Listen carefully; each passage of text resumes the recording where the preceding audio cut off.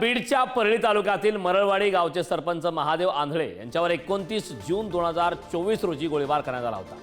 परळी शहरातील bank colony परिसरात हा थरार घडला होता। या घटनेत महादेव आंधळे यांचा जागीच मृत्यू झाला। आता या प्रकरणावरून जितेंद्र आव्हाड यांनी वाल्मिक कराडवर गंभीर आरोप केलाय, ज्यात 29 जून 2024 रोजी महादेव गीते यांच्यावर वाल्मिक कराडच्या सांगण्यावरून हल्ला झाल्याचा आरोप करण्यात आला। तर जखमी इस्माचा अंबाजोगाई मेडिकल कॉलेजमध्ये उपचार घेत असतानाचा व्हिडिओ देखील आता जितेंद्र आव्हाड यांनी शेअर केला। महादेव उद्धवराव गीते 2-3 दिवसापूर्वी माझ्या घरी सोमनाथ सलगरे, बापू आंधळे, सुनील एवढे हे 3 जण आल्याच्या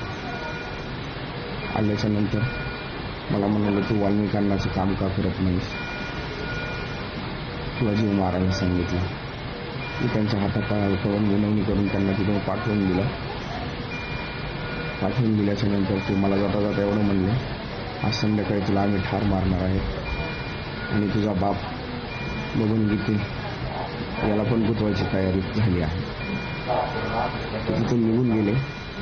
त्यानंतर 1-1.5 तासापूर्वी त्या 1-1.5 तासानंतर तिथून पुढं माझा शेजारी बाबासाहेब भाई याचा कॉल आला आणि त्यांनी सांगितलं की तुला 15-20 जण हुडकायला लागलेत, घरातच लपून राहा, मला त्यांचे फोन यायले, तो घरी आहे का नाही विचार।